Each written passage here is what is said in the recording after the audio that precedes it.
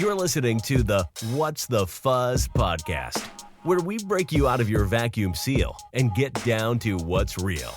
Never miss another episode again. Subscribe to us on Apple Podcasts, Google Podcasts, Spotify, or wherever you listen to your favorite shows. And now, your host, Reiner. Howdy, Fuzzos. It's great to see you again, and double great to see you if you're a new listener tuning in for the first time. Today's September 20th, 2020. Ooh, lucky. As you've probably guessed, yes, I'm Reiner, the dragon, Rower. And tonight I'm joined by the tycoon, Koorivlf. Hello. Yo! To chat about dick udders, I mean, to chat about injustices, of course. If you aren't familiar with Koor, he's an artist and streamer. You can follow him on Twitter at Koorivlf or on Twitch at Pure Koor. I'll throw that stuff down in the show notes for you guys to check him out later. Thanks so much for coming on the show. It's great to have you on. Yeah, thanks for having me. Heck yeah, I had to have you on after I saw those opinions you were throwing out, honestly. I have a lot of opinions sometimes. I like to see a guy with big, fat balls, not afraid to slam him against the wall if he has to. Yeah, or growing into the wall. Either one. It happens both times. Yeah, I'll take either or. But hey, I'd like to start off with an icebreaker question. You ready for it? Yep. If it was scientifically possible, would you like to be turned into a real-life version of Koor? Yeah. Of course. I feel like everyone would be their own persona at this point. No! Yeah. Yeah, normal. the human race is kind of burning itself. So, like, if you become another species, it's fine. Plus, for coronavirus, like, it transmits between humans. So, if you're a furry, it can't transmit between furries. So, it's like win-win. So that's not going to affect Tycoon. No. In the world of tycoons, there are no germs. It's a peaceful world. So now we can get into the real stuff. So, we would like to know a little bit about you. Where you're from, how old you are, your ethnicity, stuff like that.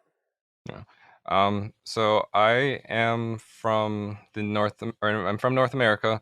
I originally came from Florida, and then I moved to Michigan. I'm currently 26, and my ethnicity is mixed. I generally don't say like I'm black and white because a lot of people like to try to guess my race, and it's always fun to see that. Also, yeah, it's one of those things I don't talk about that much. You're an Oreo cookie. More on you. What exactly is your main persona, and how do you feel you express yourself through them? My main persona is a horned tiger raccoon, and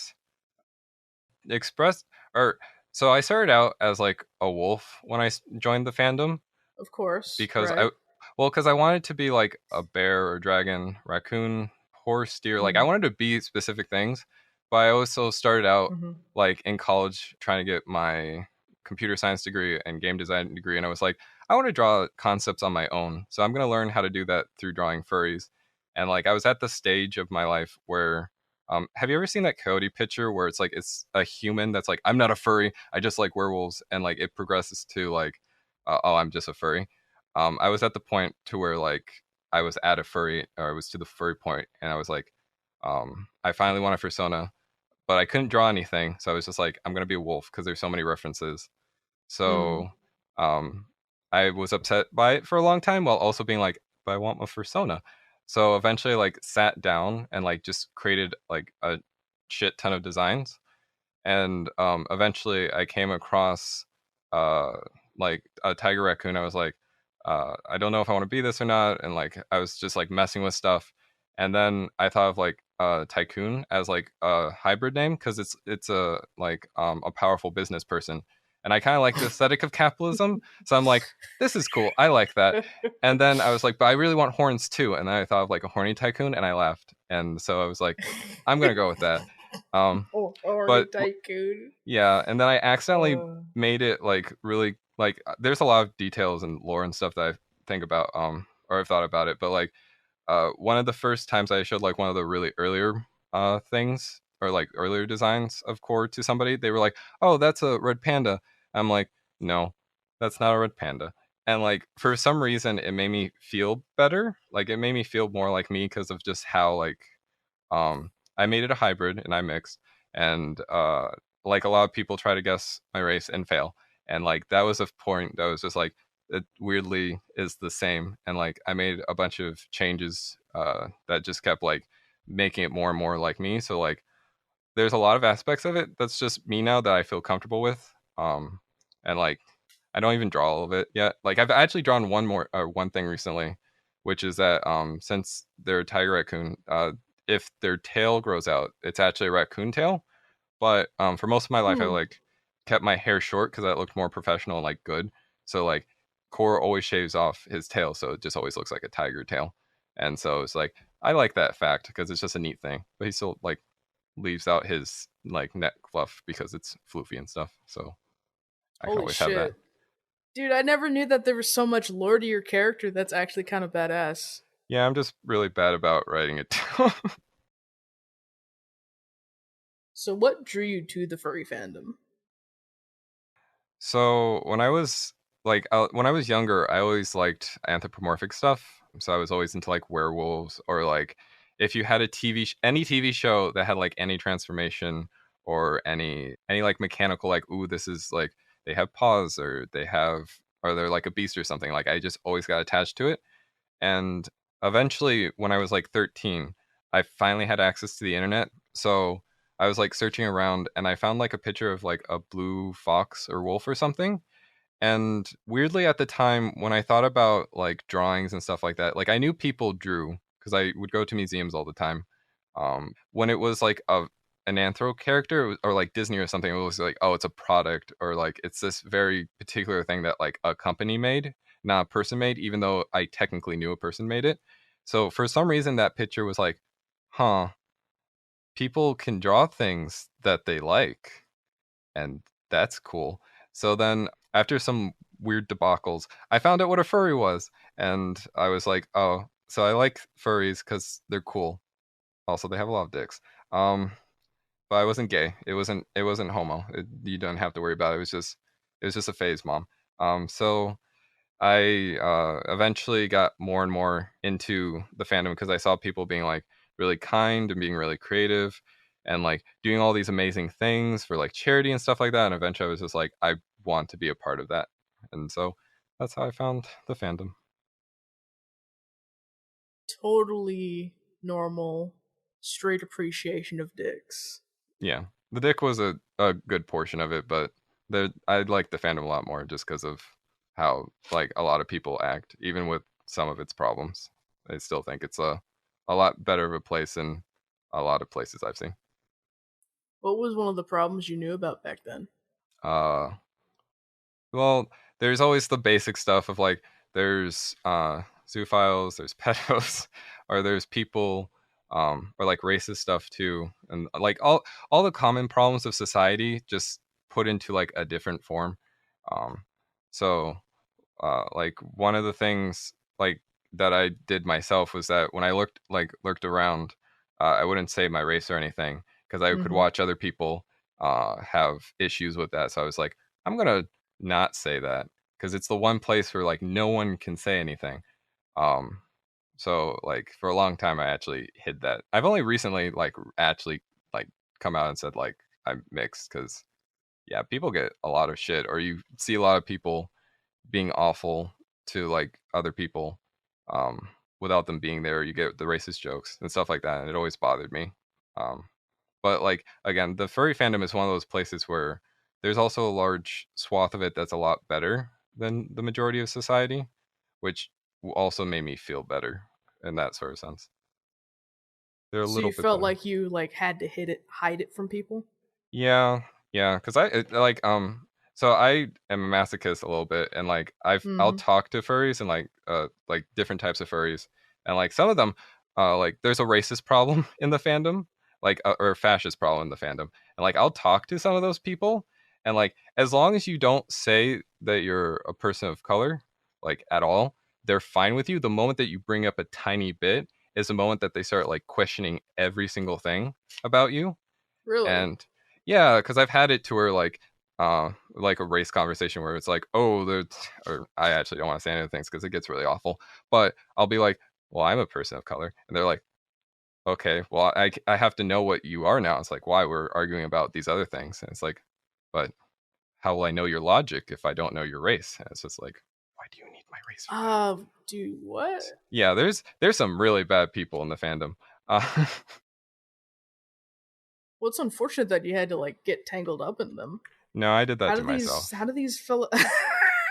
I did that to I seeked out that myself at points. Like you some just people jump into snake pits for fun. Like no, yeah, because it's always interesting to see how people act. Like there are actual like things that happen. Like what's a real or like a actually MCFC or Motor City FurCon. One time I went to a panel, and it was run by like people who, like, if I said their name, like everyone should instantly know who they are. They were saying some statements, and one of them was like kind of like just a small one of like a joke about like, haha, you are this race. And like not the crowd didn't really like laugh that much. So it was like the person who said it was like came out and said like, oh, I'm sorry, like, for being really racist. I'm sorry, like, or for that racist statement. That wasn't a funny joke. It didn't land. I won't make that sort of thing. I'm just joking. They made a 15-minute rant about how they had been in the wars and how you just have to laugh at yourself sometimes. And it's that sort of thing where it's just like, it's a common thing that happens in like either big portions to where like fascists in the fandom, or just small things like that where it's just kind of like people are uncomfortable with it sometimes but don't do anything about it, and then like people recognize it's a problem but then they make excuses for it. So like you're kind of hovering over this whole like fascist thing. I haven't seen a lot of the fascism in the fandom so far, at least. Mostly just dipshits saying dumb racist shit and getting called out for it. But yeah, the fascism in the fandom is like a small section of it, or kind of. It's the really hardcore portion of it is like small, but they're very active. And like really? a lot of people, like it's the same thing with society where you have a lot of people who are like somebody will make a racist joke and then it's like, hey, that's not funny, and then they'll come along, it's like, it's just a joke, man, that's whatever, and then they slowly like grab that person and it's like, well, we won't hurt you, like, or we won't anger you, like, you're cool and stuff, so you can hang out around us, and then like slowly over time it's like, haha, I'm just making a Nazi joke, it's not that big of a deal, and then you get more and more people into that sort of group where it's just like slowly down the rabbit hole, because the logic of how racism works in America today, or in a lot of places, is just kind of like already like the basis for that stuff is already ingrained in a lot of people. So it's really not that hard to move people over to where it's like, oh, progressively get worse and worse and worse and worse. So, do you see yourself continuing to be part of the fandom in the future? Is there anything that could change your mind? No, I don't think so. Cause like the fandom overall is like really nice and good.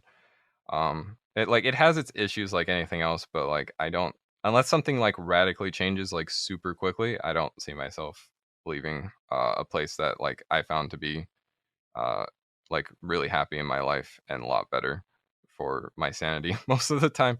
So yeah, it would probably have to radically change in the way like every furry becomes a super fascist or something like that, right?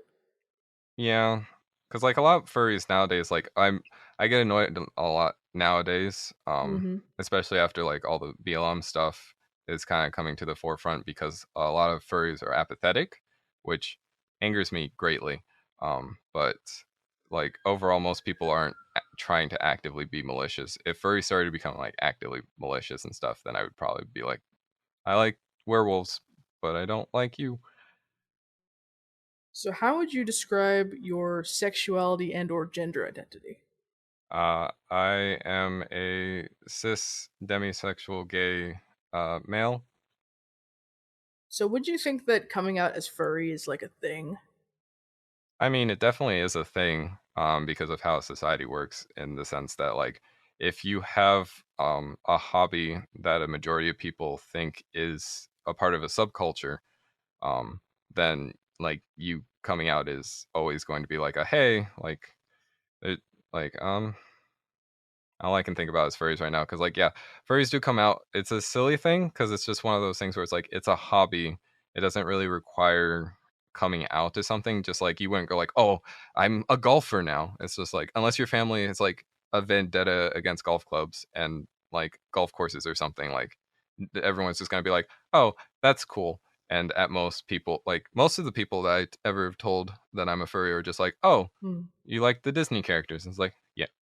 There's only been a few people who have been like, oh, they're evil or they're like sex addicts. And it's just like, no, here, let me explain all like furries about identity and stuff and community and all this creativity and stuff. And then they're like, oh, that's cool.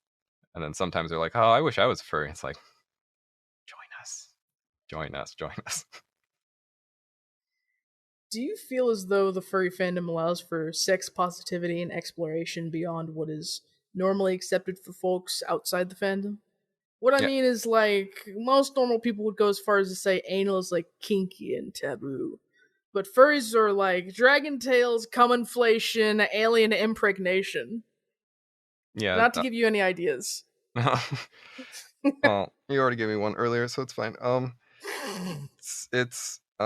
So yeah, the furry fandom is a lot more open about that stuff, which I think is really good. Yeah, it just kind of naturally happens because it's one of those places where if you're thinking about identity, because I see more of the fandom as like something about identity, because you always see people like thinking about their character or how they interact with others, sometimes in not the best ways, but that like exploration of like who someone is and who that relates to you is like definitely an element of the furry fandom. And so since humans are horny, that's just ultimately going to be there. So let's be like, well, what is horny? What is not horny? Does this make me horny? Why doesn't this make me horny? So then that sort of thing allows a lot more people to be like a lot more expressive, and also just allow for like basic things of like, if they're a guy, do they have to like a woman? Like, are they even cis? Are they trans? Like stuff like that. So it definitely allows space for that. So when you have that amount of open space and people are just like, who cares? Then yeah, you get the weird uh, like utter hyper macro Falco on a city, squishing like a bunch of like bottles of soap or something. Dragons fucking cars. Cars fucking dragons. You know, that kind of thing. Yeah. Or airplanes. I've seen airplanes recently. It's very fun. So, moving on to like the art section. How did you get started with art? You mentioned before that you were like drawing furries and stuff. Yeah, so when I was in so I was in college, and I was trying to get my bachelor's degree for computer science and game design. And when I started out, I actually wanted to be like a psychologist, um, computer science or computer engineer, and or game designer. And like uh, I couldn't really decide, but I was like, I know that I'm gonna need the ability to like sketch ideas out, especially for like game design or computer science. Like you need to be able to draw diagrams or be able to say like, this is a sort of mechanical game I want to make. So it was just one of those things where it's like I don't want to ask somebody else to draw something for me. I want to directly be able to do it. And so then I started to try and draw that, but it was like, what do I want to actually draw to learn that? And it was just furries, because I already had an interest in furries. I already knew a lot about furry stuff, and it was just one of those things I was just kind of like instantly gravitated towards as like the thing that I want to practice with. And so that's what I did. So it's just partially out of spite because you don't want to have people doing the thing for you. Yeah, well, it's not out of spite. It's just one of those things where, like, um, whenever you're dealing with an idea or language, there's always kind of assumptions that you have to make.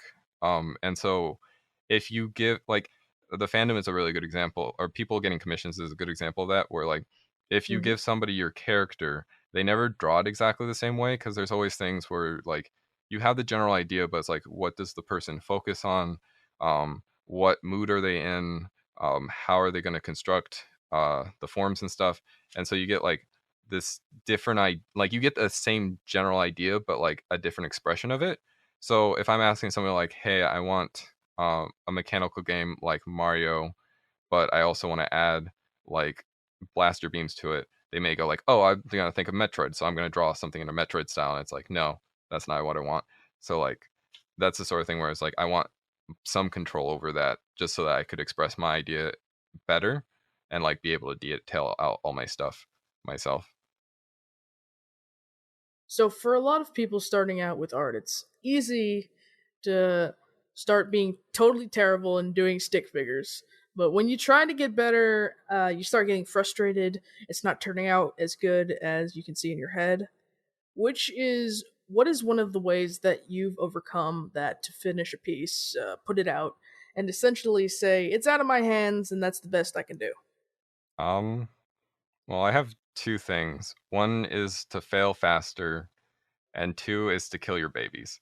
Um, so Damn. so the first one for like failing faster is that so everyone can draw art instantly because we're humans and humans just inherently like to interpret things. So if you like it's happened in like art museums where like somebody's sat down like a pair of glasses and everyone was like trying to go like what is the significant meaning of these glasses on the ground? Do they mean like the sunshine coming through and the glistening edges, or does it mean like the shallow lens behind the person that you cannot see? Like Mm. trying to figure out what it is, and it's just like no, it's a pair of sunglasses on the ground. So it's not that hard to create art. What generally is harder is to create representational art. So like being able to take like a 2D medium, or like I usually work in 2D. So 2D medium, usually you're trying to make something look 3D, but inherently you can't make a 3D object in a 2D space because they're not the right dimensions. So you have to make optical illusions, which is the humans, like human eyes already do that. They already take sensory input from two different locations so that there's depth of field. So like you can make stuff look 3D even though it technically isn't, because humans already kind of have that sort of mechanic behind it. So Mm. um if you just keep like trying to draw stuff and figure out like oh why does this, like how do you make the circle, why does it work like that, why are you doing this, why are you doing that, and just keep drawing in that sort of sense, you keep like failing, but then you like as long as you fail and then go like what did I do wrong, and then just keep going from that, you'll be fine. If you're always stuck and go like well it looks bad so I'll never get better, it's like yeah, you if you never walk, you'll also never be able to like walk because you never like kept going. Like everyone falls when they're a baby. You just don't remember it because you were a baby. Um, and then the other thing would be to kill your babies, which I'm bad at this. Um, which is basically the idea that uh, you only have so much time in the world to draw things, and also sometimes when you have like an idea in your head, it'll always form into different things. So if there's always like everyone always comes across this where it's like I drew the perfect arm or I drew the perfect face. So now I'm going to make my entire picture around that face. And when the idea evolves, you quickly realize that like that face doesn't work anymore, or that arm doesn't work, and like you're going to either have to go okay, I'll accept it and move on and just make a piece that's better in the future, because this is just okay for now, or you kind of have to delete that and just move on, because the point of the art is to express an idea, not to make the greatest artwork in the world.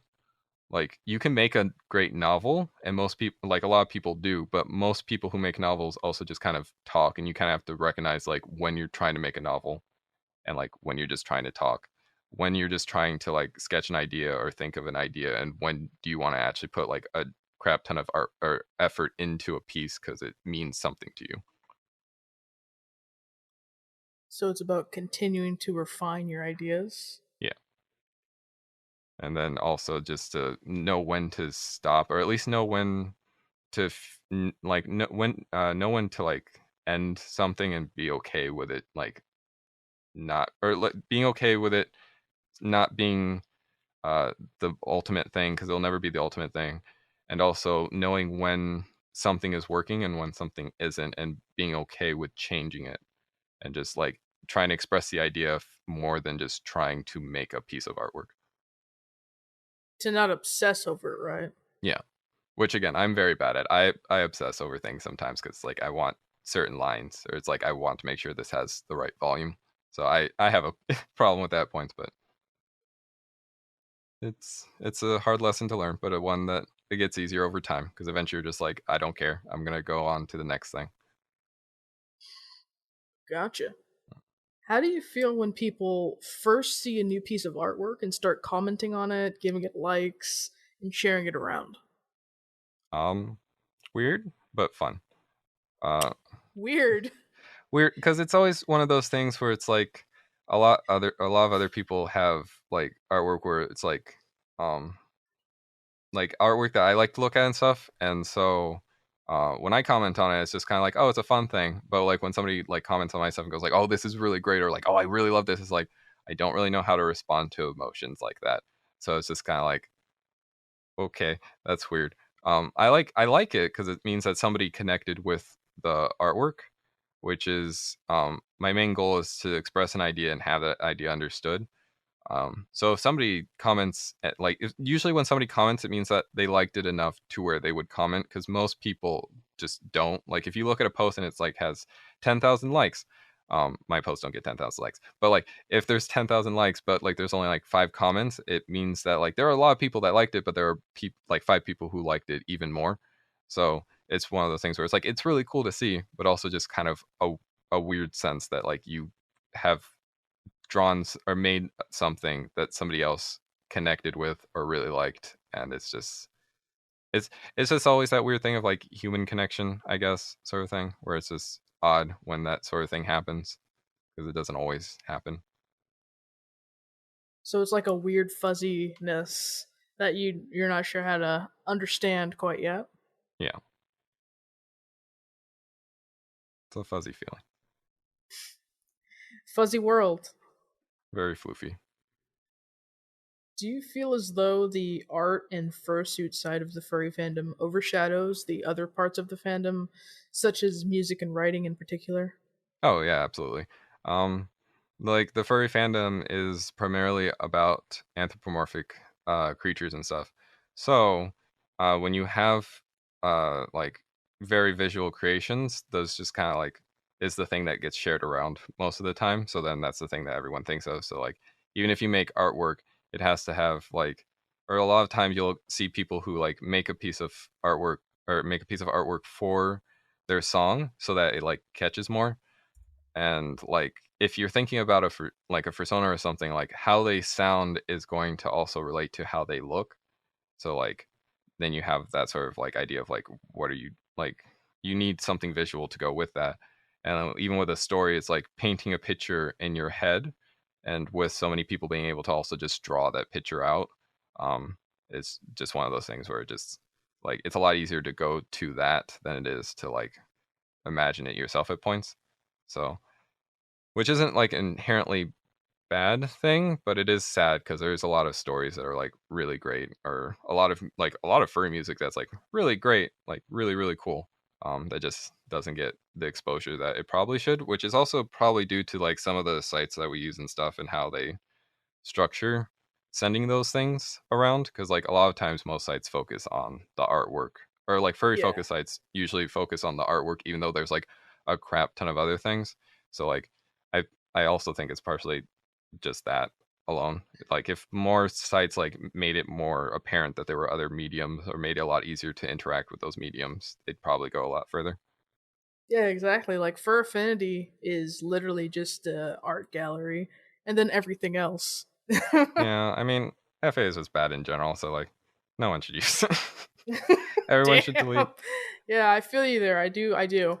So, what do you think besides having a picture for the thumbnails of these things? Essentially, what will be a good way to boost their exposure? um I mean, I feel like for something like a story, it's hard to not have a picture, because even like regular books, that's kind of the way to draw you in. And unless there's like a little description that you could like hover over really quickly, it's hard to just like if people aren't into stories, or if there's not a way for like something to be read, and like you actively have to read it, it just makes it harder. Because like artwork, you can, a lot of people can look at it for like 5 seconds and then just scroll by it and continue to look at more. while a story is something like you have to put like an hour into. So if it's not a good story, or like it's a story that you don't like, you sunk like an hour into it. So like you need a lot better word of mouth around that. But if there's not a lot of people reading that stuff for word of mouth, then it's just hard to get that out of there. For music though, I feel like it's just like you get a play button that's easier to access than having to go through like a bunch of different menus and stuff, or being able to like listen to music while you're browsing other pages. Something like YouTube, where like you can listen to music and then scroll through other videos. So it's just like you're actively doing multiple things, or like you have the easier access that you have to those mediums, the more that people will share them around and stuff. So it's more about accessibility. Yeah. I was thinking maybe something for stories would be like being able to highlight the words and have it being read out to you. Yeah, definitely. If stories could be made like into like audiobooks, like just automatically, or like uh, Microsoft Sam is like sounds a little bit better, I feel like a lot of people would read more stories or like listen to more stories. Because like that's Oh yeah, why like definitely. audiobooks came about, is because a lot of people don't have the time to sit down. They have more time to like listen to it in their car and stuff. Yeah, exactly. Since you're an artist and everything, and a mixed artist at that, what do you think would be a good way to push for diversity in art? Some artists tend to be under the impression that drawing tribal, quote unquote, outfits is a good way to offer that diversity when it's actually just kind of offensive. Um, so I think of diversity as being like different ideas being articulated well. So like if somebody knows how like tribal stuff works, or like black culture, like things like that, like if they understand how it works, then generally other people can like express that. So like that's usually what happens, or like usually either a good thing that happens where it's like, oh, you've expressed it, an idea really well, or it's like appropriation, where it's just like, oh, I took those shallow elements of something to make it like more readily accessible to everyone, and that's like diversity. But like it, I feel like it just requires a lot more people to draw those things, and for more people to kind of like look into why those things are being drawn for it to be more acceptable, which means that more people have to kind of on their own see the benefits of going out and looking at like the actual things. Because like if you look into tribal, like if you look into the shallow tribal stuff, it's just like the feathers, like, oh, Hmm. they have feathers, oh, they're like half naked all the time, oh, they just do like they're in the trees and stuff, whoa.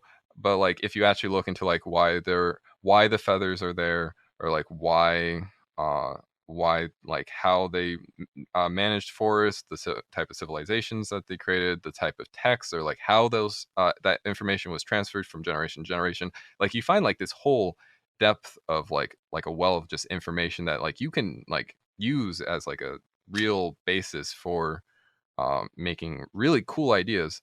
It's just that that information has to be learned, and I don't like that's just the sort of thing where like a lot of people have to kind of come out and talk about like, hey, there's this information that's like readily available, like look into it, you may find something that connects to you. Like for me in particular, like I was a weeb when I was younger, Hmm. because I really liked video games. So it was like, oh, I want to learn more about Japan, or like sort of like Asian cultures.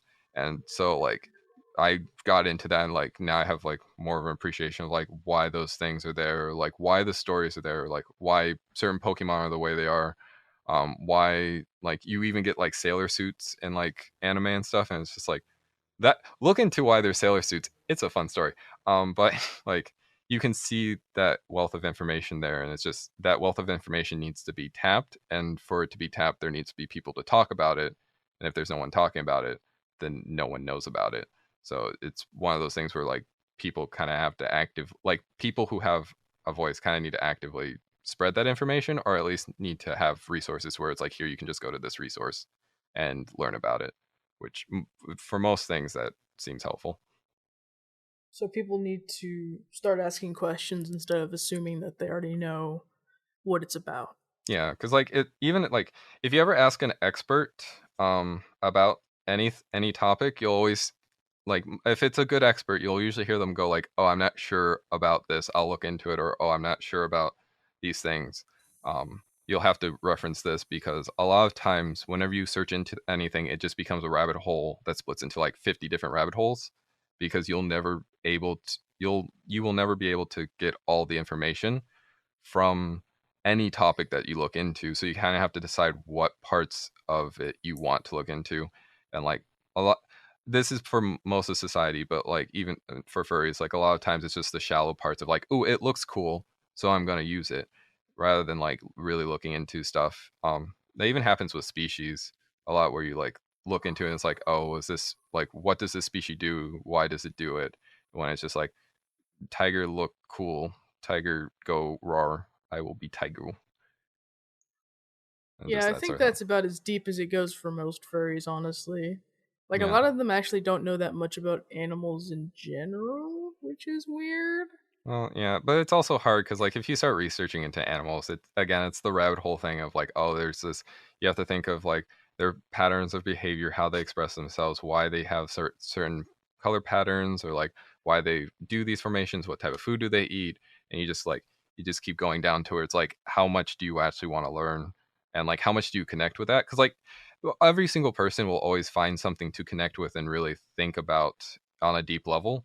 Because like if you try to get somebody to care about a rock in Arizona and like a random portion of it, like no one's going to care, because it's like, well, I have a rock in my backyard, like why do I care about this rock? But if you're like, oh, this is a settlement that had dinosaurs near it, and like you can tell that there was like amber in it and stuff, and so you can research into these things, and you get people who like still don't care, but you get a portion of people who are like, I like dinosaurs, I like research, you can get rocks and learn more about dinosaurs. I care about the rock in Arizona now. So like, it's just what information can you get to connect with other people that will get them to like start looking more into these things, which is hard to do, but also possible to do. You just generally have to know like each person and what their interests are to like kind of expand it and make them curious about the world, basically. Yeah, that's why I think we should start signal boosting the furs of color that we have in the fandom right now, like at cons and stuff, like letting them speak out about their experiences and what their culture brings to it. Yeah. Hey y'all, you've made it deep into the episode, and thank you for that. Just wanted to let you know that you can follow us on Twitter at whatsthefuzz_, and make sure to subscribe to us on wherever you're listening. I suggest Pocket Cast, by the way, so you can download the next episode as soon as it drops. All right, that's all I want to say. On with the show.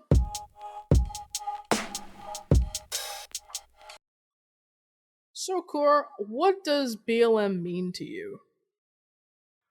BLM means to me I don't know, it means a lot of things to me, honestly. I think the basic thing is that people need to care more, because like everyone should, on just like a basic level, everyone should care about other people, because like that's what humans do. That's why we have language, that's why we have cultures, that's why we have things, is because other people cared about what everyone else was doing to like be able to go like, hey, let me add to this and stuff like that. Right. But for like BLM specifically, and what it really means is like Black lives, like if you go through history, especially in like United States, you will find that people don't care about Black people.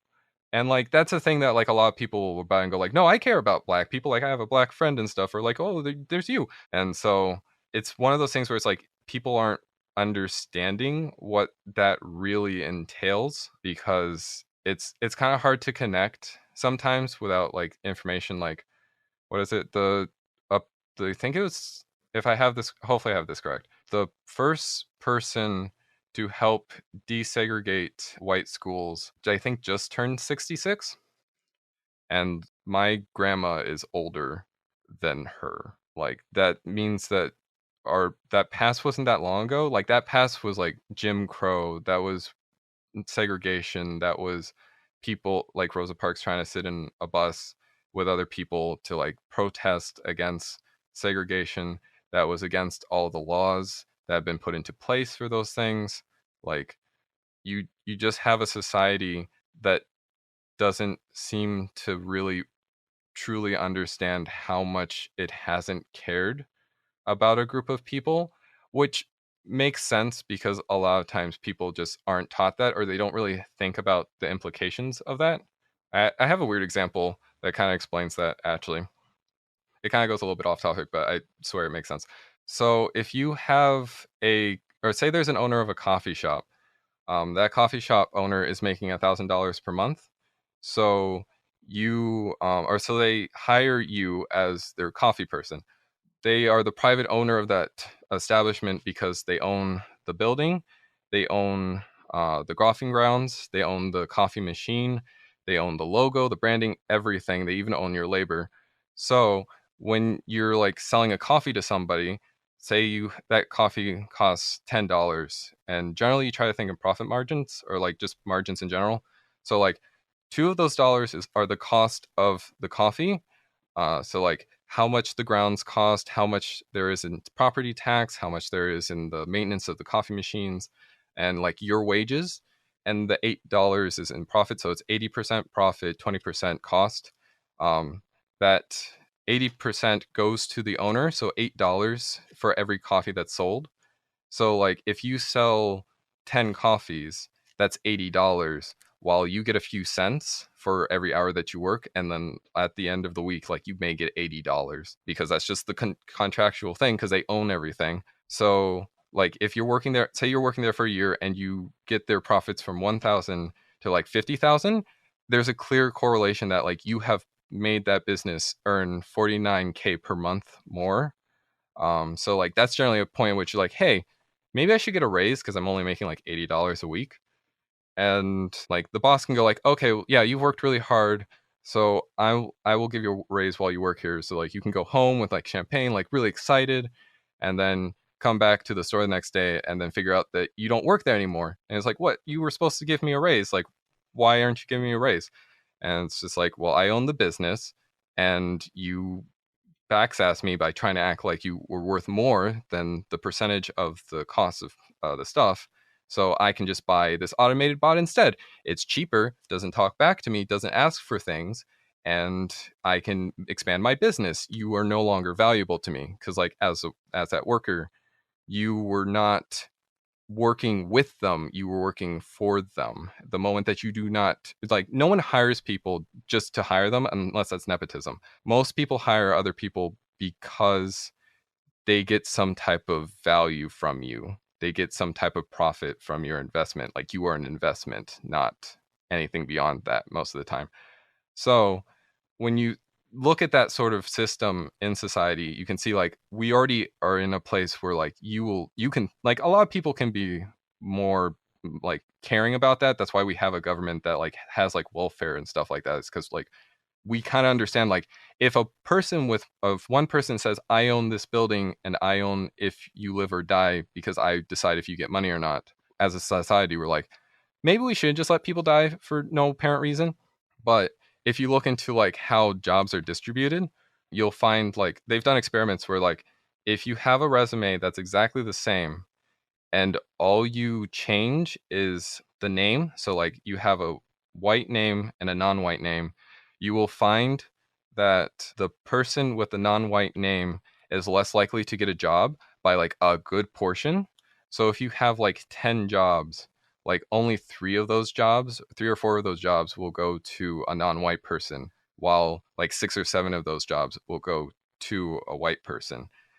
And when you see that sort of thing, you can kind of see where, like, when people say like systematic racism, it's like this is the systematic portion, because it's like oh, it's not like, oh, I don't dislike black people or anything like that. It's just like I just won't hire them sometimes. Or like people view people, like I've had people who will look at me with that kind of stare of like, why are you here? What is your kind doing here? And then the moment that I talk, because people kind of think that I sound white, because like I grew up in like a white area with like a lot of white people. Like I've grown up in a place where there are just a lot of white people. So when I talk like that and have that connection of like, hey, I'm white in a sort of sense, then people will kind of like calm down And like you can at points you can visibly see, like I'll talk to somebody and then like a black person comes along and like they get tense again, and it's like there's no reason for that. But if you look at everything else, like the job thing, if you have an area with only 10 jobs and some of those and there's like 10 white people and 10 black people, and like 7 of those white people get a job and only 3 of those like black people, or anything, like we'll go with black people get 3 of those jobs, you look at that and go like, well, why couldn't the blacks get all the jobs? Like, why are they so poor? Why don't they have money? And then you start going into like, say, the fandom, where like a lot of people in the fandom that get big in there like have resources to do that. So like if you have a fursuit, you will get more recognized because it's just a lot cooler to see a fursuit than a face. But in order to get a fursuit, you need money. Well, who's going to more likely be the person to have the money? Well, it's going to be the people who get more likely to get hired. The people who are more likely to get hired are going to be white people. So then you see like a huge presence of white people, which then makes the fandom more insular, which then makes people not feel like they really belong in the fandom, because like, hey, this like I don't feel like I can be included in this space. And then it's just like, but you can be, because everyone's included here, when it's just like little whys of this like people acting certain ways, or like little racist jokes, or just like not really caring when it's like, hey, I have this problem that's like a big issue, and it's just like, but I'm just trying to here to have fun in the fandom, man. I don't need to do like that stuff. I'm just here to relax. And it's like, I can't, like, if a black person goes like, I can't relax because I fear that I will get shot, or that my parents will get shot, or that somebody that I love will die, like it, like you can't relax at that point. Or there's this person named Inkfat. I think he goes by like Seaweed Stripes on Twitter, and like he's like a cool dude. And like I if you're listening to this, I'm really sorry for not talking as much, but like he's a great person. But he told a story about like how a cop invaded like where he was and like had a gun pulled out. That's a person that I knew that like could have just gotten shot, and like I may have never known that. And like that's deeply upsetting when you go out and go like, hey, please care about this, and people go like, well, I don't feel like it, or like, well, I care, but like I'm not gonna do anything about it. It's just like you can see like systematically, you can see why people go like, well, black people are lesser because they can't get the jobs as much, even though it's like it's clearly the owners who aren't hiring those people. And then you see other people who are just like, well, I have the money and I can get a fursuit and stuff, so I'm fine with that.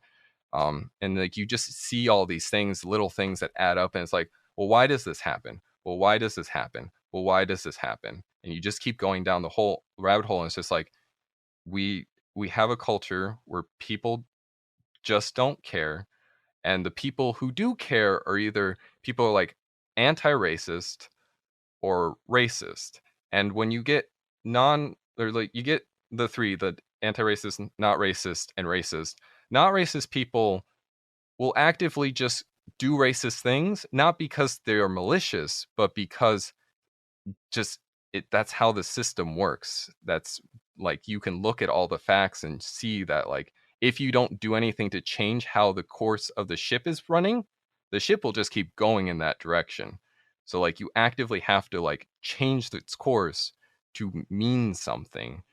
So like BLM to me is just the fact that like a lot of people don't care enough to change the ship of the course, and so people are screaming like, please change the course of the ship because our life should matter too.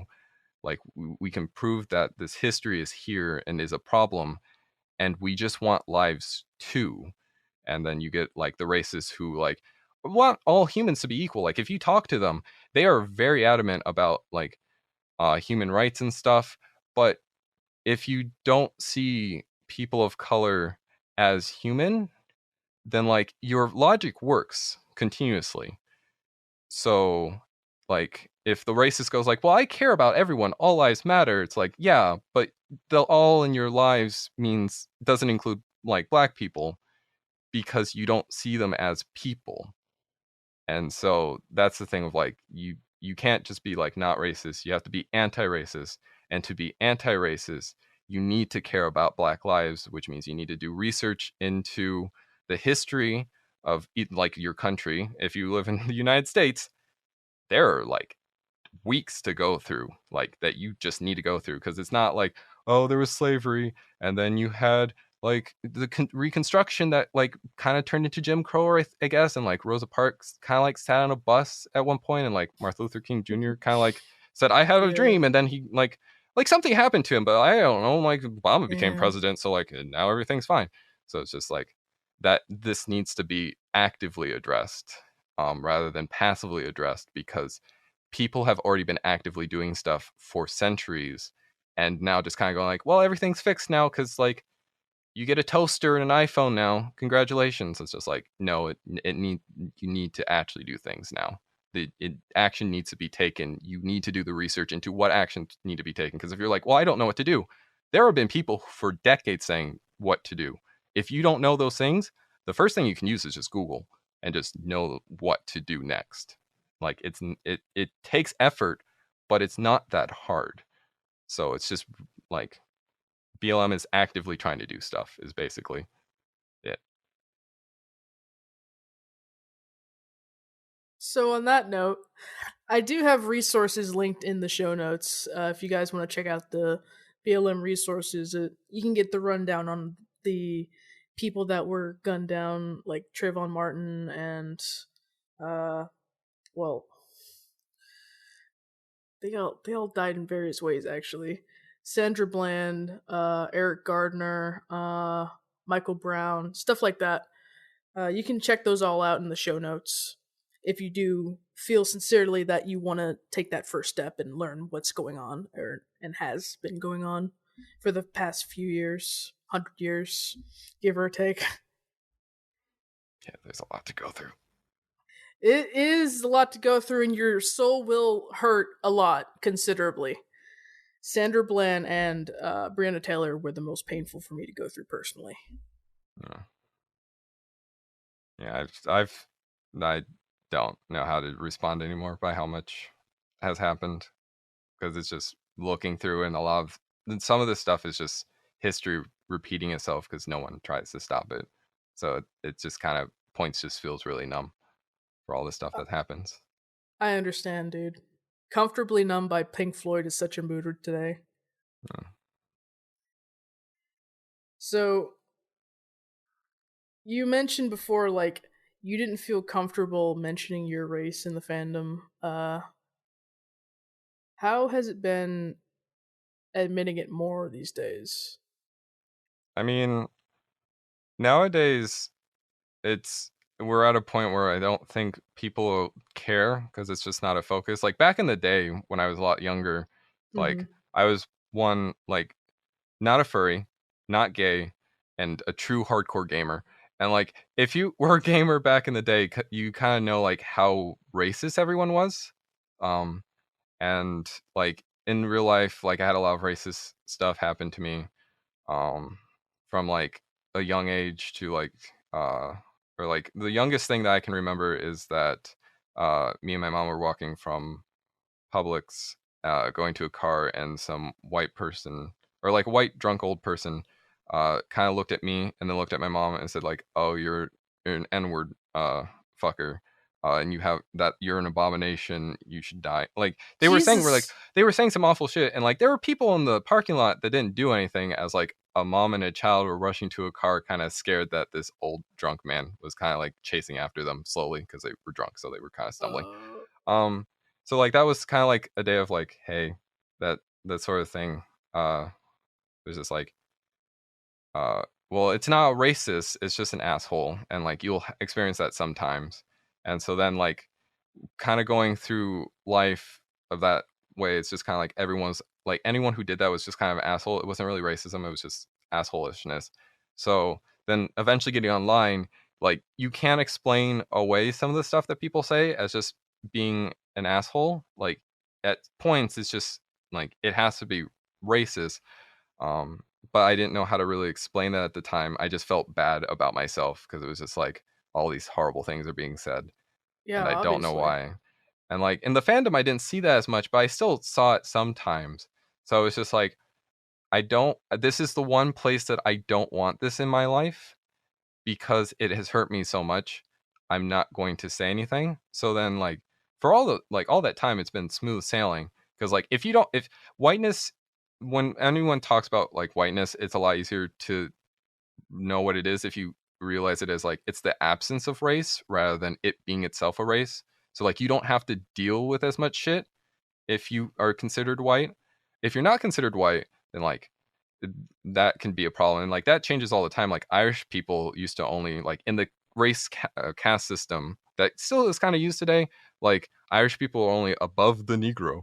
So like it's like who changes from white or like the absence of race to having race depends on the society at the time. Yeah. And so like if you don't say what your race is in the fandom, people will just assume that you're white or will not think about it. And so you can just slide on by. So like me saying it more, like before I even said it, I had like talked about my opinion about some stuff. And like I had people who messaged me and would like go like, hey, this message really connected with me. And like, because I'm like this, I'm like, oh, I'm mixed too. And it's like, oh, I didn't know that. That's really cool. And so like I had like really nice conversations or really nice connections with people doing that.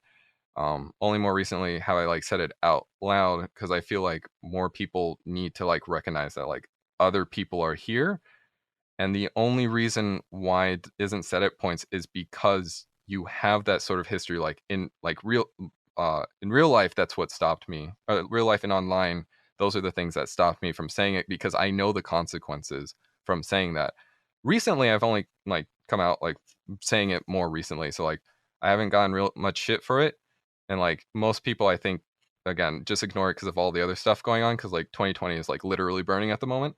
So, I'm sure that like I'll get like a racist message at some point. I don't really care because there's just a lot more people nowadays who are like willing to be anti-racist and like stand up and go like, don't do that shit.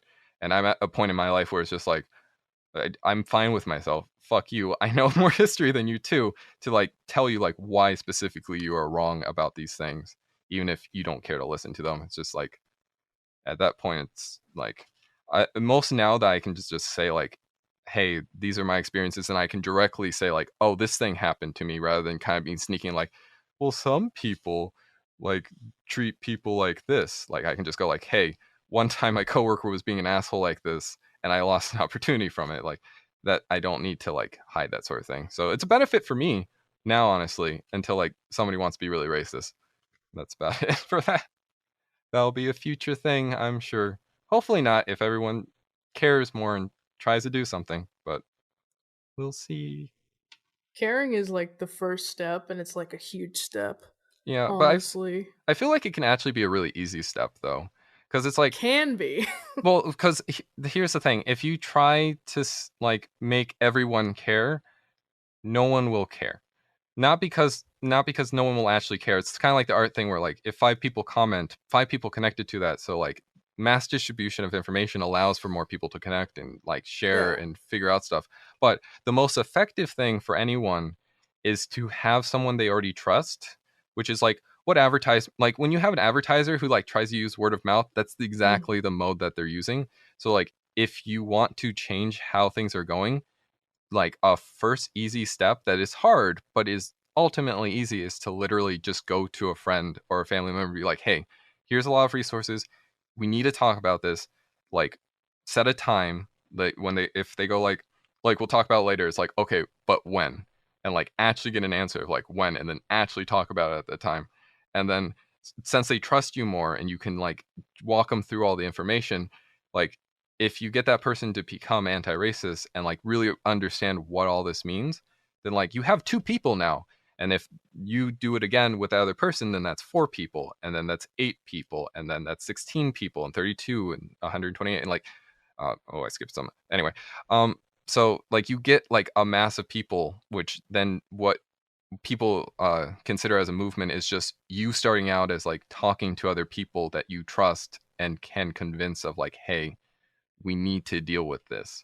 So like it is an easy thing for people to do. It's just that people don't do it at points, and like it literally is just like you need to be vocal, you need to talk about it, this needs to change. And like it's the Saturday cartoon stuff where it's just like, if we all work together as friends, we can do anything. And it's like that's a true statement for some reason that isn't listened to. And it's just like please listen to that statement and like actually do something, and you will be able to see that you can do a lot more than people act like everyone can. Like, we built a society, we didn't build a hole in a cave for a reason. We live in a society. We live in a society. The classic. No, but honestly, it's a lot easier for old racist Grandpa Joe to disregard Martha's opinion from down the street than it is for them to disregard your opinion because they like care about you or whatever the fuck. And especially if you can connect it with a story, like I've talked to my family members about stuff, and like it's been hard to get them to like understand some stuff because like my mom understands some racism that happens because like she's like, oh well, I know what happened with your father, I know what happened with these things, like I understand why these problems are here. But then it's like some other problems, it's like, well, I don't care. And then it takes like, hey, this real life person that you know is affected. If you don't do anything, this is the result. America means a lot to me because I live here, and like I've known a lot of people. A lot of people are great. I love a lot of things about this country, but like trying to ignore all the bad things doesn't make the country better. It makes it worse. Yeah, it's like that thing you wrote in the little 4th of July book that upset people. Oh yeah, that like, what's the point of the American flag's logo if you don't care about the citizens? Because like your country, like the founding fathers, when they said country, like the United States wasn't a thing.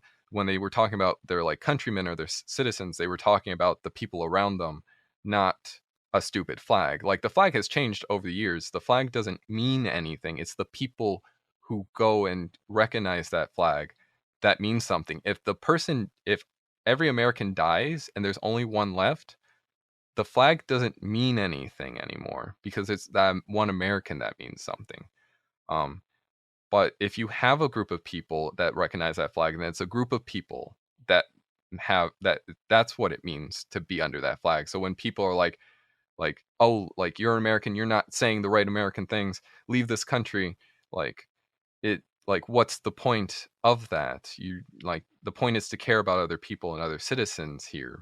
Like, yeah, you should care about everyone in the world because like countries are just borders and like lands of the, we're like, oh well, we're gonna just have this territory.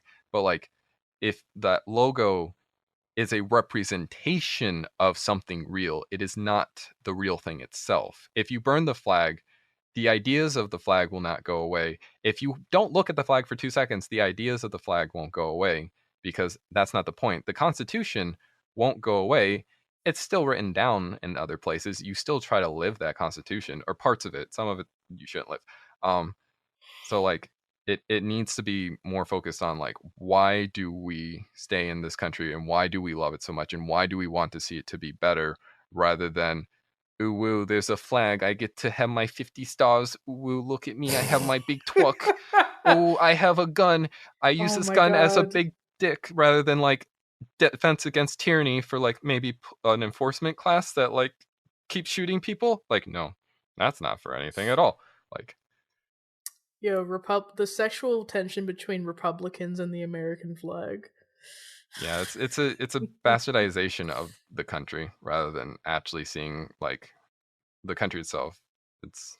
It's really sad to see, and it pisses people off because like saying that is like, well, no, I love this country, and it's like, you love the idea of the country, you don't love the actual country itself. You don't look at the actual country that's happening. You think of the 1950s where everything was great except like the civil rights movement around that time, and like you had some wars and like things were happening around that time. It wasn't hunky-dory. That's like looking at your childhood like, oh, only happy times happened during my childhood. Like, don't you like, does no one remember like crying on the playground because you fucking stubbed your toe into a rock or something? Like, yeah, straight. Like, there were bad times too, but like you can still be happy about the good times. It's just like, don't ignore if like you broke your leg one time and then go like, I'll never break my leg again. It's like, why did you like break the leg the first time? Like, maybe consider not doing the same thing again. Like I love the 50s, like the idea of the 50s, right? Yeah, like Art Deco is cool. If I was an actual person in the 50s, I wouldn't get to do any of the things I would want to do. I wouldn't get to get a fucking soda from the soda fountain, they would fucking rip me off from the counter. Okay, but Art Deco is cool. So, yes. like, what's better, like having people have lives or Art Deco? Oh my god. I think Like, we all you know the take the choice. good with the bad. You gotta acknowledge that, yes, this would kill me, but also, this is kind of nice as well. Yeah. I got one question left for you, Koor. You ready for it? Yep. Do you have a grudge against FA? Do you just, like, have a fucking hate boner for it? Okay, so explanation about FA. FA angers me more so because of the implications of it rather than FA itself. Because like recently I made an update that was like, hey, I'm delaying my post, and then like a bunch of people DM'd me and commented going like, but why are you delaying the posts, Koor? And it's just like, because I don't want to use this site anymore. Like, it's a choice. And then you get a bunch of people who are angry, and it's just like, well, I want to have fun at this site. And it's just like, okay, but a lot of people aren't. And like, if you took the time to just do something, then things would get better. It's like, but I like site. Or you get people who are like, I hear your problem. I see where you're coming from. I see why you're upset. But like, it takes work to move to another site, man. And like why do I want to do that? I can just stay here forever. So it's just that sort of thing where it's like, I want you to care. I want people to care. My issue with FA is the not care part. Like, specifically, if you want to go into like the site director of FA, like, if you want to go into the history of FA, like, there's a lot of problems with it. Like, if you don't know what an like a I'm leaving FA post is, you have not been on FA for very long. But like more recently, there was one time where the site director of FA was following somebody, and they turned out to be racist. And it's like, I can't believe somebody was racist. And like, as a person that's like lived through life and had people who have like stabbed them in the back purely for race alone, or have like said awful things purely for race alone, it's kind of like, or like as friends too, like just saying the worst shit ever. It's like, of course this is a thing. This is such a common thing. How can you not realize that? And it's like, because he doesn't experience that it's not an idea that like you could follow somebody or care about somebody so much and then see them turn around and be the worst person in the world. And so it's just like, I got angry at them about that. So then they messaged me and were like, hey, thanks for talking me through it. That's really cool. And I was like, hey, I'm going to be a little bit cynical. What are you doing about BLM? Because you have BLM in your Twitter like name, and you have BLM and fuck you Trump on your personal bio. So like, I didn't say that part, like what those things were, but like specifically, like they have shown support for BLM. They have said like one or two tweets about like Black Lives Matter to a response of somebody going like all lives matter or something like that. And it's just like, what are you actually going to do? Because you can say Black Lives Matter, but if you don't do anything, nothing changes. It's a shallow thing. So then when it's liberalism. Yeah, so when it's like when he puts me on read, and then I like later go like, what's happening? And he's like, oh, nothing much. I'm fine. How about you? And it's like, I'm stressed out. But like, hey, I'm more so talking about what you're doing for the BLM stuff. And like, then later it's like, I'm going on vacation because I'm stressed. And it's just like what do you do at that point? Like, that's clearly just not caring, because like the parent company of FA is like AMVU, and they have a link page of resources for Black Lives Matter stuff. FA could be shallow and literally just go like, Black Lives Matter, here is a resource that our parent company gave, and like literally just link to the page and then have those resources. And that would be infinitely better than everything else. Like, that still doesn't fix the transparency problem. That still doesn't fix the racism problem. Or like, there's still like Herm as a tag in their like selection. And it's like, why do you have that? Or like the zoo file stuff where like you can clearly go through some of the art, and it's like, it is clearly a dog with a hyperrealist stick showing off its ass with a face that looks like a real dog. Yeah. It is probably zoophilic. And like, when you have that sort of thing, it's just like, why don't you do anything? And like, specifically, like if you want to go like, well, FA shouldn't get into politics, and it's like, okay, then FA shouldn't have put BLM on their name, and the site director shouldn't have openly done that if you want it to be like that. Or if they were openly like that, they shouldn't have like put that expression onto the official FA Twitter page. But they put that on the official FA Twitter page. So they have already put themselves in there. So to not do anything else is not being racist, but not actually doing anything. The act of people not caring is what bothers me. And the act of like, it's like whenever anyone goes like, it's just a furry website. It's like, yeah, it's just a furry website. It is something very easy to deal with. It's not like you're trying to fix an entire system of racism. It's not trying, like you're trying to vote for president and like try and get people to also vote for them. It's like, it's not trying to fix all the problems of the world. It's literally just a furry website. To not even be able to do that says a lot. To not even be able to be like, we want this changed for the better. We want people to feel more included. We want these active things to be done is a disappointment in of itself. So my grudge is going to be with any site, because like there's a few other sites who did the same thing, but like they're so small that it's like there's no point in trying to like get them to do the thing. But like FA is the place where like everyone goes to. Okay, I think that's it. That's all I got for you. Thank you so much for coming aboard. Yeah, thanks so much for having me. It's been very fun. It has been a hoot. An absolute hoot. Yeah.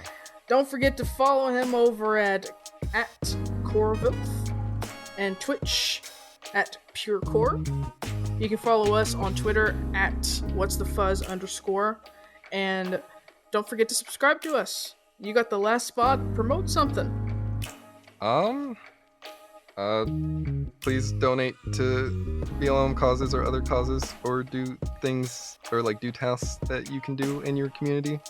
I would say go check out Aki Pandad and Seaweed Stripes for some other cool people. And yeah, if you want to see like all my stuff, you can find it like Koorivlf.com, which is KOORIVLF.com. And if you want my safe work stuff, you just put sfw.koorivlf.com. It'll take you to my pure site, so it's very fun. All right, thanks for listening, guys. See you next time. Bye-bye.